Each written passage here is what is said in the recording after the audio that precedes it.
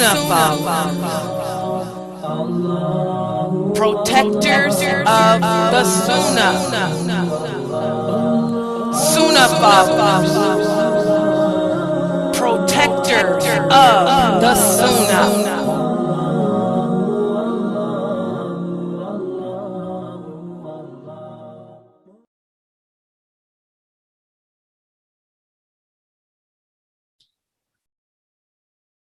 Alhamdulillah, wa salat, wa salam ala wa rasulallah. Welcome to another session of Sunnah Followers Hadith class.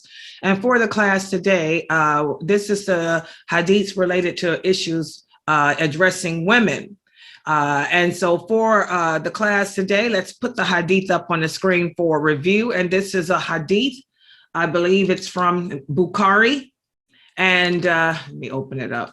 Hold on. Open. Okay, there, I'm gonna make it larger. This is a hadith from Sahih Bukhari, and it's narrated by Atiyya. Atiyya.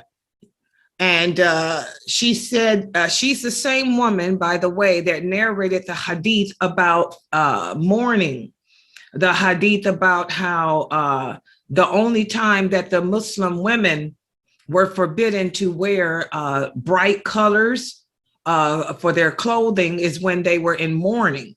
In mourning, the Muslim women would wear dark colors, but other than that, they did not walk around dressed in black like a lot of uneducated Muslim men try to project to females. You can wear any color in the rainbow, except if you're going through the period of mourning. Well, this is Atiyya again. She said, we used to come out on the day of the Eid, and we would even bring out the virgin girls from their homes and also the menstruating women so that they could stand behind the men and give takbir along with them and call upon Allah along with them and hope for blessings for that day and for purification of the sins. Now, when it came to the Eid or the festivals, the Muslim festivals, some people hold festivals at the masjid. This was not from the Sunnah of the Prophet. Weddings, festivals, events like that were never held in the mosque. They were held outside somewhere. That's what the Arabic term musalla. Musalla refers to a designated area outside where the Muslims can pray.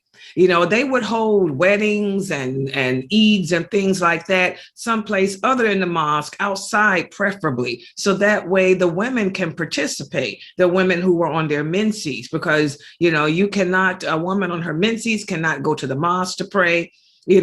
She has to stay away from the musalla, the praying area. And so they would hold these festivals or events and have an area designated for the people to pray. And the menstruating women would not go there, but they would stand behind in the back and they would give takbir. They would glorify Allah, praise Allah, and participate here, the khutbahs and all that stuff too. So this is a wonderful hadith, Atiyya. She's given us a glimpse into the life, of the companions, and how the women interacted with the men. And good advice for those of us living today. A lot of mosques allow women to come on their menses, and this is not from the Sunnah. Okay, a lot of mosques hold weddings and celebrations inside the mosque. No, this is not the Sunnah. Try to rent a hall or someplace outside so that the women can come and participate. Okay, so that's the hadith. It's a simple hadith, nothing more to say about it. But what do you guys think about it? Especially living today when we see the rights of women becoming violated. What do anyone would like to share?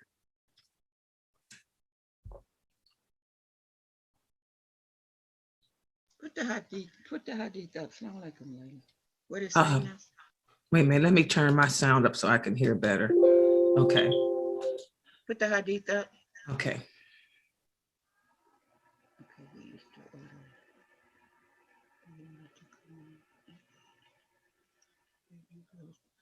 Okay, so yeah, when you have you can't come to the masjid when you're on your period and stuff. So you really do have to here in Fresno, we have a hall that we go to celebrate it and stuff, and we wear our beautiful colors and stuff to looking our best. Yeah, and also you will find in this another extension of this hadith, Atiyya goes into detail speaking about how the women would come dressed in their best, beautiful clothing for the day of the Eid, which is more proof too.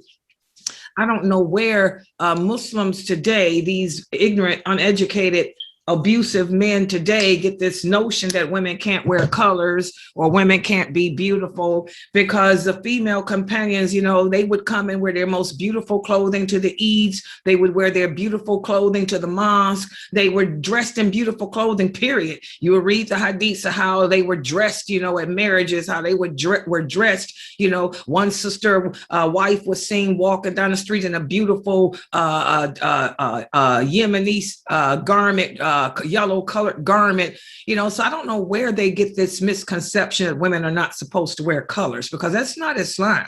You know, there are no prohibitions on us. Again, the only time we women should dress in darker colors is when we're mourning, and that's it. You know, anyone else would like to share? Okay, well, the hadith is, go ahead. Walaikum salam wa rahmatullah. Yes, this hadith, I mean, I remember before a long time ago in our masjid, they were doing the Eid prayer in the masjid, inside the masjid. And unfortunately, a lot of women did not go to the Eid prayer because they have the menses. So instead of going to the Eid prayer, they would stay at home until I think one of the men started to complain about it. I think because he read one of the hadith, and that says that they need to go outside at a park or stadium or whatever it is, so the woman can participate and they can have the reward to say the takbir. So now they do it at the parking lot, and now all the women, some women who have the menses, now they go into the Eid prayer. Either they stay in the back, some of the women stay inside the car. They can hear the imam say the takbir, and they say it at the same time, and everybody can have the reward of saying the takbir and remembering Allah and listening to the khutbah instead of staying at home because of the menses. Exactly. Yeah, we have to understand that Islam is not a way of life that excludes women. Islam is a way of life that includes them. And if you read of the story, the history of Islam, or read and learn about the Prophet sallallahu alaihi wasallam and his companions, even on the battle, when they went out to battles, the women were right there beside the men, you know, helping to pave the way for Islam. You know, women were not excluded. Unlike how men try to do to women today. They want to exclude us from coming to the mosque, exclude us from coming to the Eid, exclude us from being beautiful, exclude us from wearing nice clothing, you know, and or whatever. You know, that's not Islam. You know, and that's why it's so important for us as Muslims to educate ourselves about our way of life, to learn Islam and its truthfulness, you know, the way that the Prophet Muhammad brought it to us, not the watered down, twisted version of Islam that Muslims are teaching today. You know, because, you know, like I say, especially when it comes to women issues, there's so many misconceptions. And as we were discussing yesterday, the apostasy rate amongst Muslim women is high today, because so many women just give up. They say, what's the point in being Muslim when I can't even, when I'm supposed to feel less than anything because I'm a woman? I can't be beautiful. I can't wear nice clothing. I can't wear makeup. I can't do anything except stay in the house and be a slave to a man. And so the apostasy rate is so high amongst women today, you know. So, mashallah, this was a wonderful hadith again, and the narrator was Atiyya, and Atiyya was responsible for narrating so many hadiths related to women in Islam. I'd like to thank everybody for joining and participating in this session. Make sure you guys follow the schedule.